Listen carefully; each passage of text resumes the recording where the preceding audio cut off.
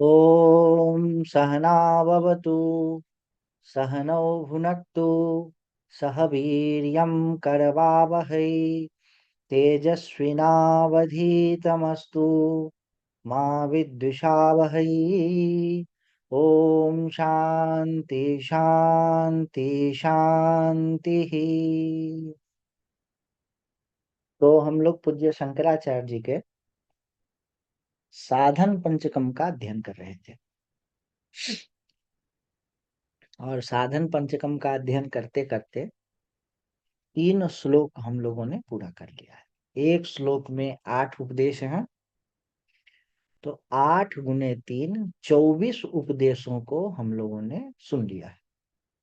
जो तीसरे श्लोक की अंतिम वाक्य था वो था बुद्ध जने, जो विद्वान है उनके साथ में वाद विवाद मत करो। ये क्या था? अंतिम श्लोक। चौथे श्लोक का जो प्रथम वाक्य है वह है क्षुद्ध व्याधि च चिकित्स्यताम्। चौथे श्लोक का जो प्रथम वाक्य है वह क्या है? क्षुद्ध व्याधि च चिकित्स्यताम्। किसके लिए ये कहा? जिसने स्थूल सूक्ष्म कारण शरीर तीनों को अपना नहीं मानता है, सिखा दिया कि भाई वो तीनों नहीं, देहे मति त्यज्यताम्। कितना बात सिखा दिया, महावाक्य को विचार करो। अब उसको छोटा सा चीज सिखा रहा है, आपको समझ में आएगा कि भाई ये सब बात तो पहले करना चाहिए था, क्षुद्ध व्याधिश्च चिकित्स्यताम्। लेकिन ये पंक्ति और इसके बाद की पंक्ति और इसके बाद की पंक्ति, इसमें 4 पंक्ति 40 श्लोकों में जो 4 है वो भोजन के विषय में। 40 40 वाक्य हैं, 5 श्लोक हैं, हर एक श्लोक में 8 वाक्य हैं, 40 उपदेश हैं। 40 उपदेशों में ये जो 4 है, क्षुद् व्याधिश्च चिकित्स्यताम्, प्रतिदिनम भिक्षौषधम भुज्यताम, स्वादान्नम न तु याच्यताम, विधिवशात प्राप्यम प्राप्तेन संतुष्यताम। ये जो 4 है मतलब 10%, 40 का 4 क्या हो गया? 10% उपदेश भोजन के विषय में है। इसका मतलब भोजन कैसे करना है, क्या करना है, क्यों करना है, किसके लिए करना है, ये बहुत महत्वपूर्ण। एक साधना होती है विपश्यना, उसमें बहुत सारे लोग जाते हैं, तो उसके वो गुरु जी खुद कहते हैं उसमें बातचीत नहीं करना होता है, किताब नहीं पढ़ना होता है, लिखना नहीं होता है, इशारे से भी बात नहीं कर सकते, लिख करके भी बात नहीं कर सकते हैं 10 दिनों। लेकिन उसमें भोजन बहुत अच्छा मिलता है। तो उनके गुरु जी से पूछा गया कि सब चीज तो आप कर रहे हैं, भोजन क्यों दे रहे हैं इतना बढ़िया एकदम? तो बोले सारा चीज तो बंद ही कर दे रहे हैं, आंख से बंद करके 10-10 घंटे ध्यान करो, सुनने के लिए कुछ है नहीं, तो कम्युनिकेशन भी कुछ नहीं है, बातचीत भी कुछ नहीं है, तो कम से कम इन लोगों को इतना दे रहे हैं कि भोजन, जीव मुंह तो खुला रहे। क्या समझ में आया आपको? कि भोजन का शरीर के साथ में बड़ा गहरा संबंध है। आप जब तक अपने को भोक्ता मानते रहेंगे और उस हिसाब से आप भोजन कर रहे हैं, अथवा शरीर में एक चीज होती है जिसको कहते हैं भूख, उस भूख से परे, भूख को खत्म करने के लिए आप भोजन कर रहे हैं, दोनों में अंतर। और बड़े बड़े साधक, सब चीज हो जाता है, ये जो भोजन में फंस जाते हैं, देखेंगे जो वो होते हैं कहेंगे, अरे खा पी करके महंत बना हुआ है। महंत बड़ा शब्द है, अच्छा शब्द है, लेकिन उसका टोन क्या है ये आप समझ रहे हैं। भोजन, भोजन से मिलने वाला सुख और उस सुख को भोगना, ये तीनों आपके भोक्ता भाव को मजबूत करता है। जो खूब खाता है ना, वो अगर अपने मन का साक्षी भी होना चाहे नहीं हो सकता है। जो खूब खाता है, खूब खाने का मतलब जो मन सो खाता है, बढ़िया बढ़िया टेस्ट का भोजन खोजते रहता है, कभी गोलगप्पा, कभी रसगुल्ला, कभी चाट, कभी छोला, कभी पनीर बटर मसाला, तो वह व्यक्ति अगर ध्यान करने बैठेगा और चाहेगा कि मैं तो साक्षी हूं, नहीं हो पाएगा। क्योंकि उसको भोजन को भोगने का आदत पड़ गया है। भोजन जो है ना, जब बच्चा जन्म लेता है तो उसका पहला भोग जो होता है वो भोजन होता है। ठीक से देख नहीं पाता है, ठीक से सुन नहीं पाता है, लेकिन उसको दूध चाहिए। अच्छा, और देखिए, बुढ़ा हो गया आदमी, कान से सुनाई ग्रहण नहीं कर सकता है, आंख से ग्रहण नहीं कर सकता है, लेकिन भोजन चाहिए। भोजन जब छोड़ दिया, इसका मतलब कुछ दिनों का मेहमान है। तो ये भोजन के विषय में भगवान इसीलिए शंकराचार्य भगवान कह रहे हैं कि भोजन को आप भोक्ता अगर मान करके कर रहे हैं तो भोजन भोग्य हो गया। आपने भोजन को भोग्य माना तो आप भोक्ता हो गए। आप भोक्ता हो गए, आपका भोक्ता भाव मजबूत होते चला गया। तो भोजन, अच्छा भूख लगे तो क्या करना चाहिए? भूखों मर जाए, मर जाए तो ब्रह्म विचार होगा नहीं, ज्ञान मिलेगा नहीं। क्या करना चाहिए? देखिए क्या करें। चुप व्याधिश्च चिकित्स्यताम, ये अन्वय है। अब इसमें दो अर्थ हैं, क्षुत व्याधि च चिकित्स्यताम। क्षुत मतलब भूख, व्याधि मतलब रोग। इस वाक्य के दो अर्थ हैं। इसके दो अर्थ हैं, भूख और व्याधि की चिकित्सा करनी चाहिए। टीकाकारों ने इसका दोनों अर्थ लेकर के अर्थ किया है। एक तो अर्थ है भूख और व्याधि की चिकित्सा करनी चाहिए, एक ये अर्थ। दूसरा अर्थ यह है भूख रूपी व्याधि की चिकित्सा करनी चाहिए। ठीक है, क्षुत व्याधि चिकित्सित। अब भूख रूपी व्याधि क्या है? व्याधि किसको कहते हैं? रोग को कहते हैं। तो शरीर में जिस तरह से पित्त है, वात है, कफ है, इन धातुओं में, बोलते हैं ना वात पित्त कफ, इसमें कुछ गड़बड़ हो गया तो बुखार हो गया। बुखार होने पर शरीर में पता चलता है कि मुझे बुखार हो गया। थर्मामीटर से न भी नापे तो भी जिसको बुखार होता है उसको स्वयं में पता चलने लगता है कि मुझे बुखार हो गया। उसी तरीके से शरीर में सर्दी हो गई, जुकाम हो गया, पता चलता है ना, बिना खांसे भी आपको पता चल जाता है कि आज जुकाम हो गया, थकान हो गया, पता चलता है, चले हैं, थकान हो। आप देखेंगे भूख भी उसी तरह की एक चीज है। जिस तरह पैर में काफी देर चलने के बाद दर्द होता है, एक थकान होने लगती है, भूख भी कुछ उसी तरह की चीज है। अपने आप को खुद पता चल जाता है कि मुझे भूख हो गया है, ये समझिएगा पहले। तो भूख क्या है?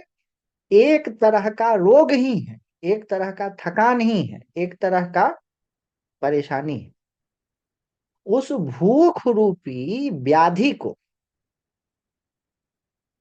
भोजन क्या है? उसकी दवा है। जिस तरह किसी को बुखार हो जाए, लगातार बुखार हो, तो 6-6 घंटे पे डॉक्टर बोलेगा पैरासीटामोल खाइए। भूख उस तरह का एक ऐसा रोग है जो जब तक जिएंगे तब तक आपको पकड़े हुए है। बस ये समझ लीजिए। आप भोजन इसलिए नहीं कीजिए कि भोजन में रस है। आप भोजन इसलिए कीजिए कि मुझे भूख नाम का एक रोग है। रोग के साथ में इसका साम्य है। भूख जो है ना, आप ये समझते होंगे कि भूख लगी है, ये कोई चीज है बढ़िया, अरे बढ़िया चीज क्या है? शरीर में कफ वात पित्त अथवा जो भी केमिकल रिएक्शंस हो रहे हैं, जिस जैसे बोलते हैं ना कि शरीर में थकान क्यों होता है, तो पैर में कोई एसिड जम जाता है, उससे थकान होता है। उसी तरीके से भूख का भी एक कारण है। एक फिजिकल कारण है जिस कारण से वो भूख जैसा लगता है, वह भी एक किस्म का रोग ही है। और उस रोग का दवा क्या है? भोजन। इस दृष्टि से भोजन कीजिए। अब दवा में देखा जाता है कि अच्छा है कि खराब है कि मीठा है कि तीता है। नहीं नहीं, उतना माथा नहीं लगाया जाता। वो तो जो दवा मिल गई उसको खा लिया। ये बड़ी अद्भुत दृष्टि है भगवान शंकराचार्य जी की। क्षुत व्याधिश्च चिकित्स्यताम, कैसे व्याधि? तो भूख रूपी जो व्याधि है उसका इलाज कीजिए। यही है। जैसे पित्त आदि धातुओं के वैषम्य से ज्वर आदि व्याधि हो जाता है, उसी तरह प्राणादि संचार से प्रदीप्त जठराग्नि से सुधा क्षुधा उत्पन्न होता है। प्राण का इधर उधर हुआ, उससे जठराग्नि प्रदीप्त हो गई, जलने लगी, और उससे क्षुधा उत्पन्न हो गई। और ये कैसी बीमारी है? तो क्रोनिक बीमारी है।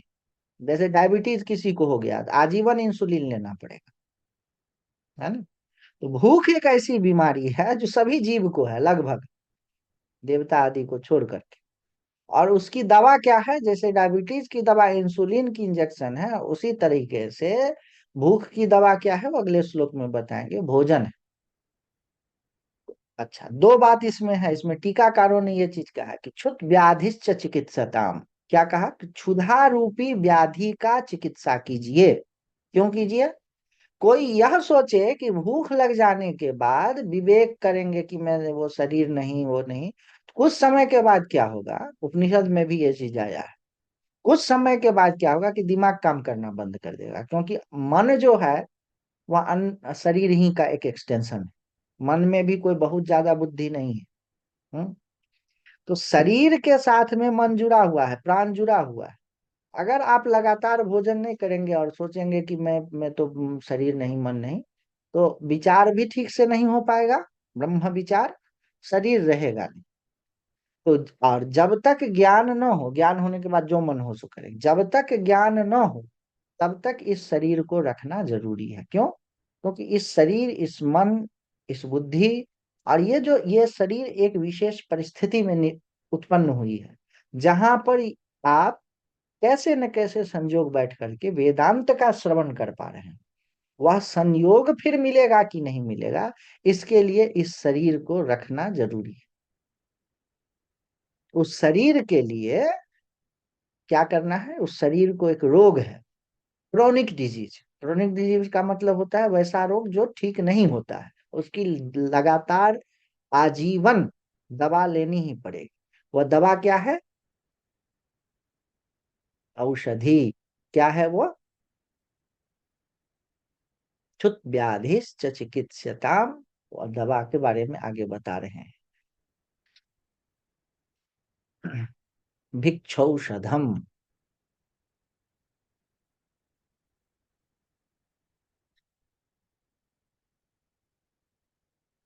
कह रहे हैं क्या है उसकी दवा?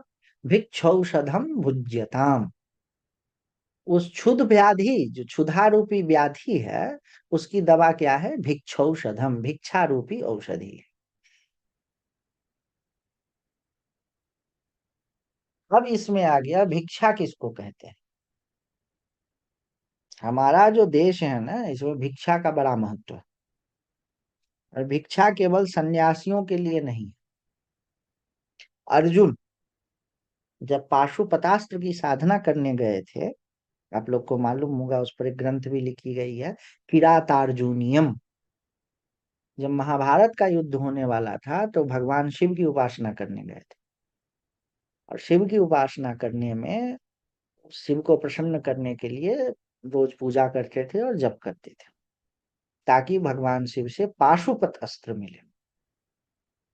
उसमें वो भिक्षा पर रहते थे साधनावस्था में। युधिष्ठिर क्षत्रिय थे, राजा थे, लेकिन जब आपत्ति आई, दो बार उनको आपत्ति आई है, दो बार वो भिक्षुक बने हैं।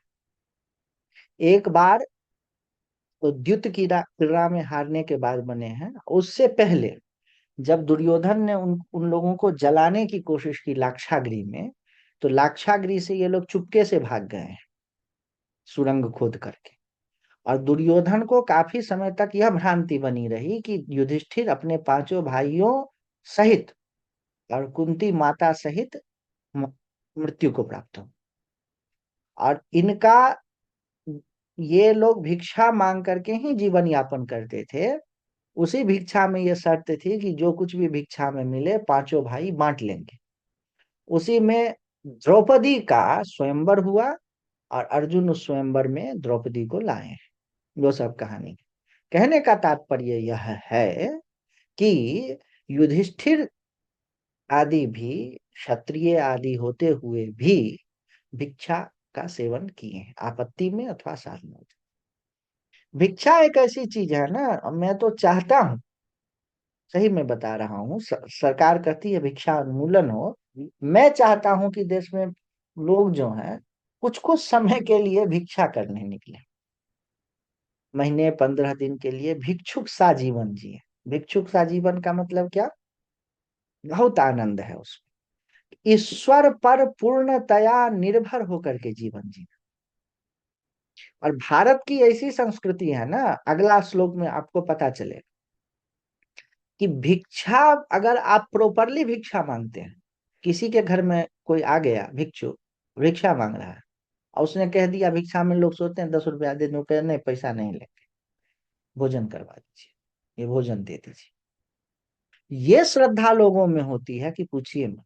वो आप लोग ये सोचते होंगे, आप लोग भी अपने जीवन में देखे होंगे, कभी कोई ऐसा साधु मिल गया कहेगा कि पैसा नहीं लेंगे। भिक्षा में पैसा लेने का कोई विधान भी नहीं है, केवल भोजन करा दीजिए, भोजन दे दीजिए, या जो बना हुआ है वो दे दीजिए, घर में बैठ करके खाएंगे। ऐसी श्रद्धा से लोग देते हैं। और भिक्षा संस्कृति अपने देश में है, इस कारण से यहाँ पर ये एक बहुत बड़ा कारण है, जिस कारण से यहाँ पर बड़े बड़े महात्मा, बड़े बड़े महर्षि, बड़े बड़े साधक, बड़े बड़े सिद्ध हुए हैं। लोग अपॉर्चुनिटी को खोजते रहते हैं। अभी इस बार मैं कामाख्या जी की बात बताऊं, कामाख्या जी में था अभी, एक बाबा जी आए मेरे पास में आकर के, और परिचित हैं बाबा जी, बड़े सिद्ध महात्मा है, नाथ जोगी हैं। आए मेरे पास में बैठे, और जाते समय में कामाख्या जी में पंडा पंडा है, एक पंडा पंडा को बोलते हुए कि आज मैं तुम्हारे यहाँ भोजन करूंगा, कह के चले गए। अब उसने भोजन बना करके खुद, वहां कामाख्या की पंडा हैं वो लोग, उनकी पत्नी, उनके वो, कि नहीं नहीं वो बाबा जी बोल के गए हैं और आपके ही पास आए थे, अब चले गए हैं, आप उनको खोज के ला के दीजिए। ले मैं परेशान, उनके पास न फोन न कुछ, मुझे जब करना, कहाँ खोजूं, इतना बड़ा मेला। और पीछे पड़ गए कि नहीं हम लोग तो अब खाएंगे ही नहीं, वो बोल के गए हैं कि मैं खाऊं। फिर मैं गया, पूरा भीड़ उतनी, अब एकदम पीछे ही पड़ गए कि नहीं नहीं आप नहीं बुला के लाएंगे तो हम लोग भी भोजन नहीं करेंगे। मैं सोचूं अरे कौन सा। फिर उनको खोजा पूरे मेले में, खोजते खोजते 4 बजे में वो मिले मुझे। तो सुबह में 8 बजे आए थे, 10-11 बजे से मैं खोजना शुरू किया, 4 बजे में मिले, उनको लाया। मैं कह रहे नहीं मैं तो, मैं कहा नहीं आपने बोला है, आप चलिए महाराज जी। उनको पकड़ के लाया, उनको खिलवाया उसके बाद मुझे छुट्टी मिली। अच्छा, एकमात्र ये भिक्षा का ये जो सिस्टम है, यह साधकों को इतना फ्रीडम दे देता है, इतना समय दे देता है, इतना काल दे देता है कि पूरे भारत के, ये जो संस्कृति है ना बहुत अच्छी संस्कृति है। और कोई भी साधक हो अगर वह समर्थ है, समर्थ का मतलब मान अपमान आदि को सहने में समर्थ है, तो ईश्वर के भरोसे होकर के कुछ समय के लिए भिक्षा पर जिए। भिक्षा उन्मूलन के पक्ष में नहीं, भिक्षा का मतलब ये नहीं होता है कि आप पैसा जमा कीजिए, पैन कार्ड बना करके और उसमें रखिए। भोजन भर का मुझे समाज से मतलब है, और देखेंगे कि उसमें कोई दोष नहीं है, गए अपना भोजन किया, ये ले लिया कमंडलू में ले लिया, चला आया। आप लोग को भी अगर समय मिले कभी ऐसा, कभी चला गया उत्तराखंड, चला गया कहीं ऐसे तीर्थ क्षेत्र में चला गया, और कमंडलू में भिक्षा लेकर के, महाराज जी आजीवन भिक्षा करते रहे, आजीवन।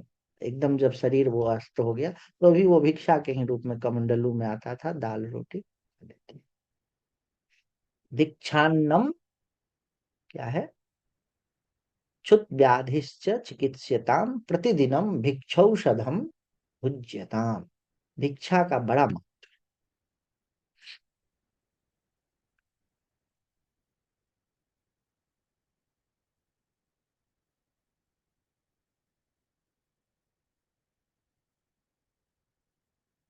अब शंकराचार्य भगवान कुछ ऐसा कहेंगे,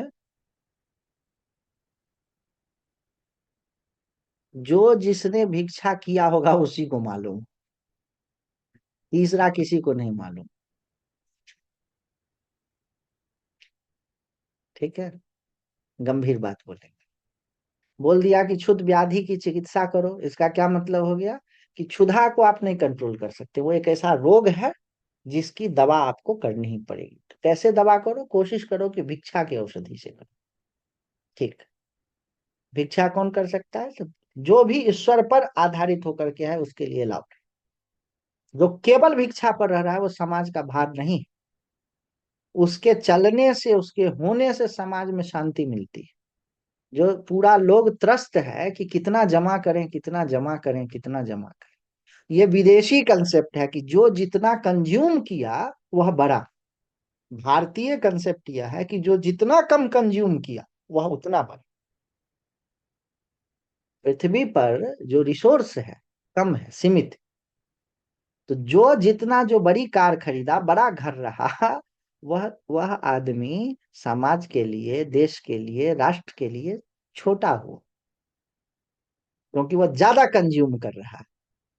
और जो जितना कम कंज्यूम कर रहा है, जो जो दो लंगोटी पर है, उससे बड़ा वह साधु जो एक लंगोटी पर। हमारी यह दृष्टि, जो जितना कम रिसोर्स को कंज्यूम किया वो उतना बड़ा। अब विदेशियों की क्या है, वो उनका कारण है कि कंपनी अगर जो जितना ज्यादा कंज्यूम किया उसको बड़ा नहीं मानेंगे तो उनका सामान नहीं बिकेगा, इसीलिए वो ऐसा करे। तो जो केवल भिक्षन्न मात्रेण परितुष्टिमंत, वैसे लोग अगर हों, जितने ज्यादा हो, वो चलेंगे तो समाज में जो व्याकुलता है वो कम। डिपेंडेंस कह रहे हैं ना, डिपेंडेंस क्या, उनको देख करके लोगों में जो मन की शांति के लिए इतनी परेशानी है। ऐसे लोग अगर किसी शहर में, गांव में 100-200, शहर में, गांव में 2-4 अगर हो जाए, जो केवल मात्र भिक्षा से संतुष्ट हो जाते हैं कि भूख एक रोग है, उस रोग की दवा हमको मिल गई, बस अब कुछ नहीं चाहिए। ऐसे लोग के चलने से, बोलने से, होने से, वो ज्ञानी हो कि न, पृथ्वी पवित्र होती है। लोग जो व्याकुल हो रहे हैं, ये भोग, वो भोग, ये चाहिए, वो चाहिए, उनको एक अल्टरनेटिव, अल्टरनेट ऑब्जेक्टिव मिलता है। ऑब्जेक्टिव क्या कहें उसको, एक ऐसा व्यक्तित्व मिलता है, एक अल्टरनेट ऐसा व्यक्तित्व मिलता है जिसको देख करके वह अपने आप को, चीजों को जमा करने और जमा करके संतुष्ट होने के बजाय कम से कम में जीने की प्रेरणा देते हैं। इसलिए ऐसे लोगों का बहुत बहुत सत्य है। अब देखिए अगली बात जो ये कहेंगे, स्वादु अन्वम नस्तु याच्यताम, है ना। ये कोई ऐसा ही व्यक्ति कह सकता है जो भिक्षा किया होगा। आप कैसे समझ गए? आप भी भिक्षा की? हाँ, मैंने किया है। उत्तराखंड में बद्रीनाथ केदारनाथ में पैदल पैदल गया था भिक्षा करके। देव प्रयाग में रहता था भिक्षा करके, कमंडलू ले लिया, 4-5 घरों से ले लिया, अपना बनाने का भी वो नहीं, खा लिया। अब होता क्या है ये आपको बता, इसका मतलब क्या हो गया, स्वादु अन्नम न तु याच्यताम। स्वादु का क्या मतलब हुआ, स्वादिष्ट।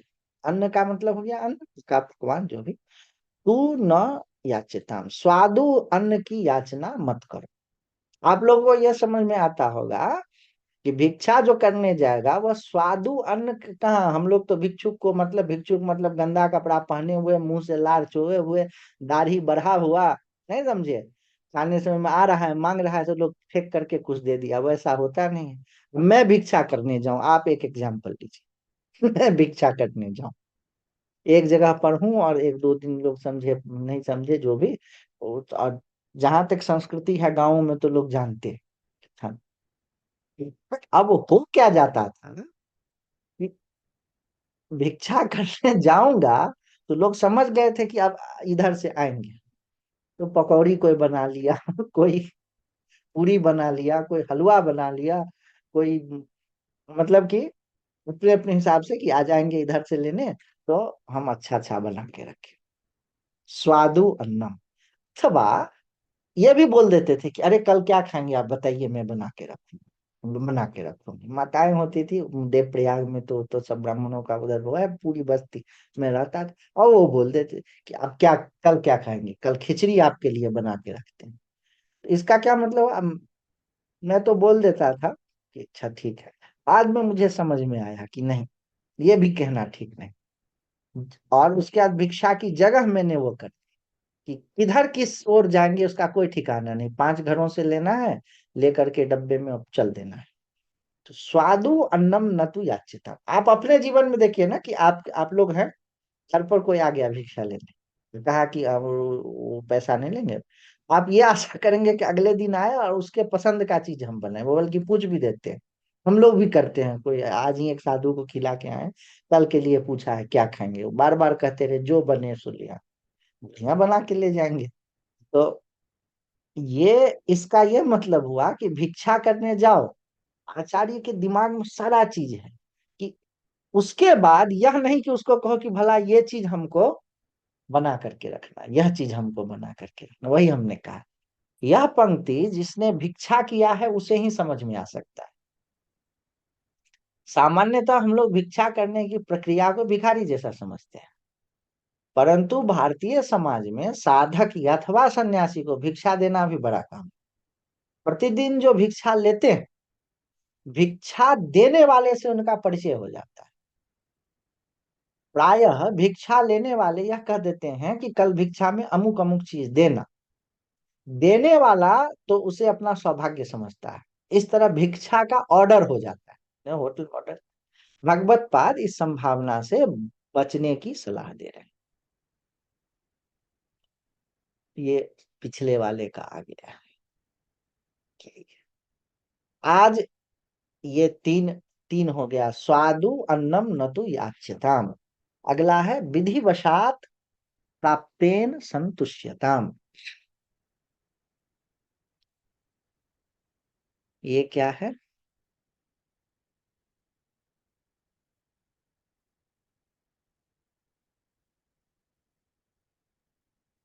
इसको भी देख।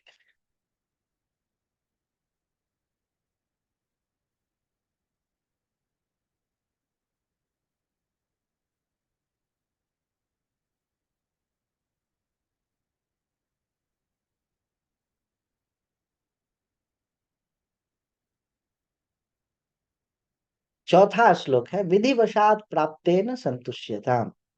ये सब इंस्ट्रक्शंस हैं, ये आपको सुनने में लगेगा कि ये क्या है, लेकिन इसको जब आप करने लगेंगे ना, इतना आनंद है इन चीजों में, और इतनी गहरी समझ से उन्होंने कहा है, प्रैक्टिकल, विधि के वश में, विधि के अनुसार जो प्राप्त है उसी से संतुष्ट रहो।